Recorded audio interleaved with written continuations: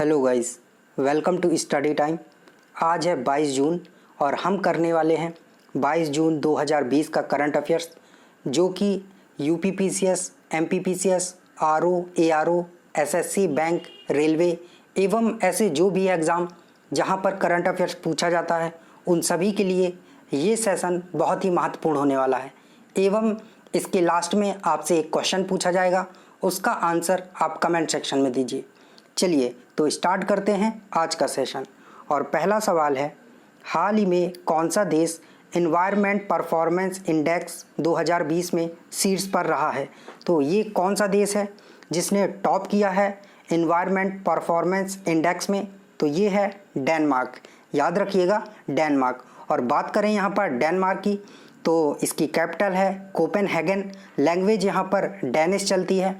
PM मैटे Frederiksen है और currency यहाँ पर क्रोन है। और इंडिया की रैंक की बात करें यहाँ पर, तो इंडिया ने 168 रैंक यहाँ पर हासिल की है एनवायरनमेंट परफॉर्मेंस इंडेक्स में, और इसे येले यूनिवर्सिटी रिलीज़ करता है, ये भी याद रखिएगा। चलिए अगला सवाल,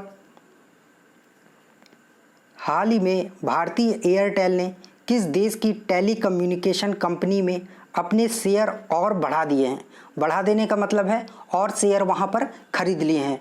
तो ऐसा करने वाली है जो एयरटेल की सब्सिडरी कंपनी है भारतीय इंटरनेशनल, वो तो याद रखिएगा। और इसने बांग्लादेश की जो टेलीकम्युनिकेशन कंपनी है रॉबी एक्सियाटा, उसमें इन्होंने अपने और शेयर खरीद लिए हैं। रॉबी एक्सियाटा में और शेयर खरीद लिए हैं और ये बांग्लादेश की टेलीकम्युनिकेशन कंपनी है।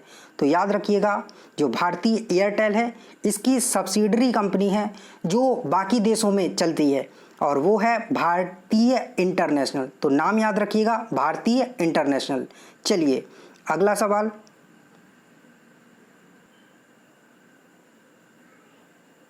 हाल ही में किस राज्य ने इंडियाज़ फूड सेफ्टी इंडेक्स में टॉप किया है? तो इंडिया की जो फूड सेफ्टी इंडेक्स आती है, इसमें जिस राज्य ने टॉप किया है वो है गुजरात। तो याद रखिएगा, गुजरात ने इस इंडेक्स में टॉप किया है और ये लार्जेस्ट स्टेट में टॉप किया है। जो बड़े स्टेट हैं उनमें ये टॉप किया है। और सेकंड नंबर पर यहाँ पर तमिलनाडु रहा है और थर्ड नंबर पर महाराष्ट्र। तो ये भी याद रखिएगा, सेकंड एंड थर्ड नंबर। और छोटे जो स्मॉल स्टेट हैं उनमें गोवा ने टॉप किया है। तो ये भी याद रखिएगा, जो स्मॉल स्टेट हैं उसमें गोवा ने टॉप किया है और जो लार्ज स्टेट है उसमें गुजरात ने टॉप किया है। और स्मॉल स्टेट में सेकंड नंबर पर मणिपुर रहा है और थर्ड नंबर पर मेघालय। बात करें यहाँ पर गुजरात की, तो इसका फॉर्मेशन हुआ था 1 मई 1960। Capital Gandhinagar, largest city Ahmedabad, number of district 33, CM Vijay Rupani, governor Acharya Devvrat ji, Lok Sabha 26 seat, Rajya Sabha 11 seat, Vidhan Sabha 182 seat, state mammal Asiatic lion, state bird greater flamingo, state flower marigold, state fruit mango, state tree banyan tree. Area wise ये 5th state है। चलिए अगला सवाल, इसके पहले आपके लिए एक क्वेश्चन है, वर्ल्ड फूड सेफ्टी डे किस तिथि को मनाया जाता है? ये हमने पिछले सेशन में पढ़ा हुआ है, तो आप कमेंट सेक्शन में बताइए वर्ल्ड फूड सेफ्टी डे किस तिथि को मनाया जाता है।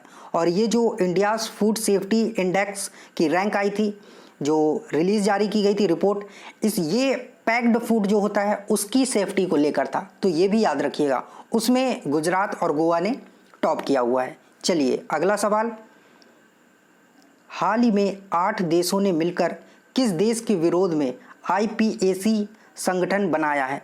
तो ये किसने बनाया है और किस देश के विरोध में बनाया है? तो ये चाइना के खिलाफ बनाया है, चाइना के अगेंस्ट बनाया। और ये 8 कंट्री हैं जो उन्होंने मिलके, जिसमें यूके और यूएस भी शामिल है, उनके जो सीनियर लॉ मेकर हैं उन्होंने इसको, जो IPAC है, मतलब इसका जो फुल फॉर्म है inter parliamentary alliance to counter China, इसे बनाया हुआ है, तो याद रखिएगा चाइना के खिलाफ इसको बनाया गया है और human right, global trade and security के इश्यूज़ को लेकर ये बनाया गया है, तो याद रखिएगा। और बात करें यहाँ पर चाइना की, तो कैपिटल है बीजिंग, करेंसी यहाँ पर रेनमिनबी चलती है और रिलीजन सी रिलीजन है और प्रेसिडेंट का नाम तो आप बहुत अच्छे से जानते ही होंगे। तो चलिए नेक्स्ट क्वेश्चन। हाल ही में अबू धाबी इन्वेस्टमेंट अथॉरिटी ने किस कंपनी में 1.16% हिस्सेदारी खरीदी है? तो किस कंपनी में, जो भारतीय कंपनी है उसमें किसमें अबू धाबी इन्वेस्टमेंट अथॉरिटी ने 1.16% हिस्सेदारी खरीदी है? तो ये जियो में खरीदी हुई है और आपको पता ही है पिछले कुछ माह से सारे व्यापार, बिजनेस सब कुछ ठप पड़ा है, लेकिन जियो दन चलता ही जा रहा है। इसके पहले जो फेसबुक है, विस्टा इक्विटी फर्म है, केकेआर है और ऐसी बहुत सी फर्म हैं जिन्होंने जियो में इन्वेस्ट किया था और अब एक और नाम जुड़ गया है जो है अबू धाबी इन्वेस्टमेंट अथॉरिटी।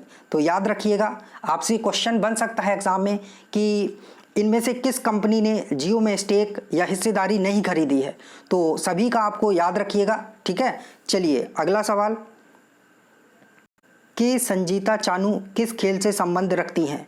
तो ये रखती हैं वेट लिफ्टिंग से संबंध। याद रखिएगा, ये एक बहुत ही अच्छी वेट लिफ्टर हैं और वेट लिफ्टिंग फेडरेशन है, उसने जो इन पर डोपिंग के चार्ज लगे हुए थे उससे इन्हें अभी फ्री कर दिया है और बोला है कि इनमें जो पाया गया था, इनका डोपिंग टेस्ट में पॉजिटिव इनको पाया गया था, तो वो 100% श्योर नहीं हुआ है, इस वजह से इनको डोपिंग चार्ज से अब मुक्त किया जा रहा है। और 2017 के टाइम पर इन पर डोपिंग चार्ज लगा हुआ था और उसके बाद आप जान ही रहे हैं कि जब एक बार चार्ज लग जाता है तो आपको किसी भी स्पोर्ट में पार्टिसिपेट ही नहीं करने दिया जाता है और फिर तो इनका करियर क्या है, बंद ही है एक टाइप से। और अगर उस टाइम ये खेल रही होती और तो आज इंडिया के लिए कितने मेडल ला सकती थी, आप सभी जानते हैं। तो हमारे यहाँ पर यही होता है, सारी चीज़ों का इम्प्लीमेंटेशन अच्छे से हो नहीं पाता है और जो हमारे यहाँ एक तो गोल्ड मेडल और ब्रॉन्ज ये कुछ आते ही नहीं हैं और जिनसे उम्मीद रहती है उन पर चार्जेस लग जाते हैं, तो इनका कैरियर तो बर्बाद जैसा ही हो गया है। और इन्होंने अभी एक वो भी दायर किया हुआ है मुकदमा कि इन्हें कंपनसेशन मिले इसके लिए, तो अच्छा है, करना चाहिए, 10-15 करोड़ का करना चाहिए। तो याद रखिएगा कि संजीता चानू जी हैं, ये वेट लिफ्टर हैं। चलिए, तो ये था हमारा आज का करंट अफेयर सेशन। क्योंकि कल था संडे तो इतनी इम्पॉर्टेंट न्यूज़ नहीं रहती है, इस वजह से यहाँ पर बहुत ही कम क्वेश्चन हैं। और अब बात करते हैं लास्ट वीडियो के क्वेश्चन की। तो लास्ट वीडियो में आपसे क्वेश्चन पूछा गया था कि वर्ल्ड ओशन डे की थीम क्या है? तो ये थीम थी innovation for a sustainable ocean. तो याद रखिएगा, जो वर्ल्ड ओशन डे है उसकी थीम क्या रखी थी? Innovation for a sustainable ocean. और जो वर्ल्ड ओशन डे है इसे मनाने के लिए जो प्रस्ताव है वो कनाडा ने दिया हुआ था, ठीक है। चलिए, आज का क्वेश्चन ऑफ द डे है, हाल ही में BPR विट्ठल का निधन हो गया, यह कौन थे? तो कमेंट सेक्शन में बताइए यह कौन थे। थैंक यू, मिलते हैं कल नए सेशन के साथ।